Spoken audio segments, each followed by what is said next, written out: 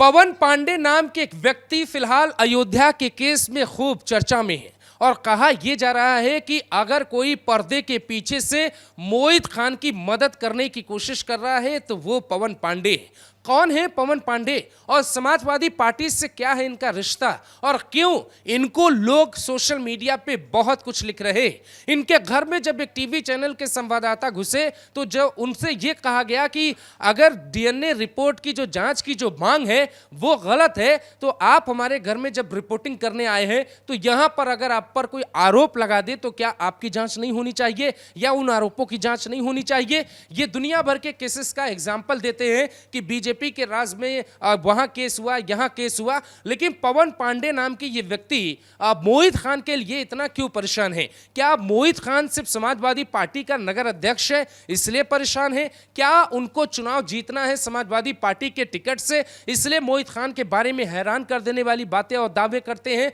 और योगी सरकार के फैसले का विरोध करते हैं और जो एक्शन ले रही है सरकार उसका विरोध कर रहे हैं और इस विरोध को एक तरफा बता रहे हैं। तो शुरू यहीं से करते हैं कि ये पवन पांडे नाम के व्यक्ति अयोध्या में कौन है। दरअसल पवन पांडे जो है अयोध्या के पूर्व विधायक है और ये समाजवादी पार्टी की सरकार के दौरान साल 2012 से 2017 के बीच राज्य मंत्री हुआ करते थे और मोहित खान से इनकी कोई फोटो तो सोशल मीडिया पे या मीडिया में अभी तक नहीं आई, लेकिन मोहित खान से इनके रिश्ते बहुत गहरे बताए जाते हैं। ऐसा कहा जाता है कि पवन पांडे वो नेता हैं जिन्होंने मोहित के जेल जाने के बाद पूरी तरीके से उसकी रक्षा के लिए जो भी बयान देने पड़े वो लगातार वो दे रहे हैं और मोहित खान को बचाने के लिए वो अयोध्या के भीतर एक अलग नैरेटिव बनाने की कोशिश कर रहे हैं। नैरेटिव जैसे क्या बना रहे हैं पवन पांडे, आपको सुनाते हैं। अभी हम आप पे आरोप लगा दे तो आप यहाँ बैठे हैं और हमारे यहाँ कोई बता दे कि बाद में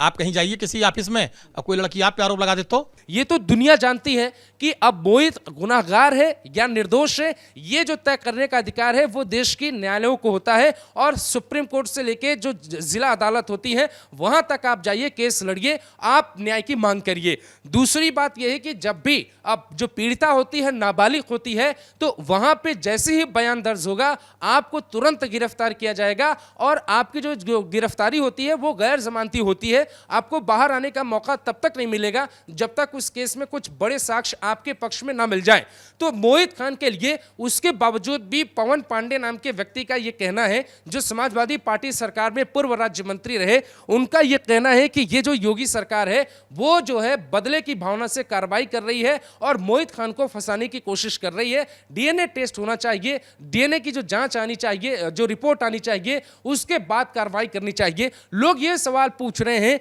कि जब इस तरीके के मसले पर सारी राजनीतिक पार्टियां एक हो जाती हैं, आपने देखा कि साल 2012 में जब 16 दिसंबर साल 2012 को दिल्ली में निर्भया के साथ जो कुछ हुआ था उसके बाद सभी राजनीतिक पार्टियां एक हो गई थी, यहां तक कि देश की जनता भी राजनीतिक पार्टियों के साथ खड़ी हो गई थी और संसद के भीतर कानून लाने की बात कही जा रही थी और तब महिलाओं को लेकर कई तरीके के कानून आए कि उनकी तरफ अगर कोई 14 सेकंड तक देखेगा भी तो वो एफआईआर दर्ज करवा सकती है, शिकायत करवा सकती है। जिस देश में इतने सख्त कानून हो वहां पवन पांडे की आखिर ये कौन सी विचारधारा है जिसकी वजह से वो मोहित खान को बचाना चाहते हैं। अब पवन पांडे जी, आप पता नहीं क्यों, मतलब मैं ये सवाल जानना चाहता हूं अयोध्या के लोगों से कि अयोध्या के लोग बताएं कि क्या पवन पांडे को वोट करना चाहिए या मोहित खान को वोट करना चाहिए या समाजवादी पार्टी जो अयोध्या की जो सीट है विधानसभा की मिल्कीपुर, वहां से जो विधानसभा के उपचुनाव होने हैं जहां से पहले सांसद थे अवधेश पासी,